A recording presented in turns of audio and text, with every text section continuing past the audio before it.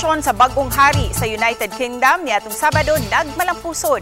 Mga sikat nga mga personahe gikan sa royal family ug mga presidente gikan sa nagkalain-laing nasud, lakip sa mga misaksi ug mitambong sa makasaysayanong kalihukan. Sayrantang report ni Mark Reggie Abella.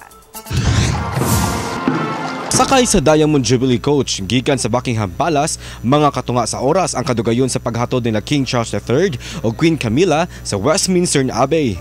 Pag-abot sa Westminster Abbey, gipasyogdahan kini ni King Charles III ang prosesyon pasulod sa simbahan. Nanumpa si Charles nga mo'y modala sa simbahan sa United Kingdom dungan sa pagbendisyon kaniya. Ug ang labing importante sa seremonya ang pagkorona kaniya sa Archbishop sa Canterbury sa St. Edward's Crown.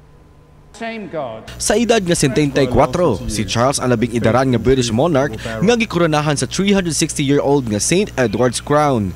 Atol sa seremonya, gitambungan kini sa mga royal family sama nila Prince William, Prince George, Catherine Princess of Wales ug uban pa. Pipila ka world leaders usab ang misaksi sa makasaysayanong koronasyon sa United Kingdom.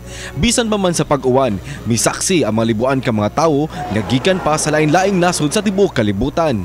Kauban si Rod Prado, Mark Reggie Abella, GMA Regional TV Live.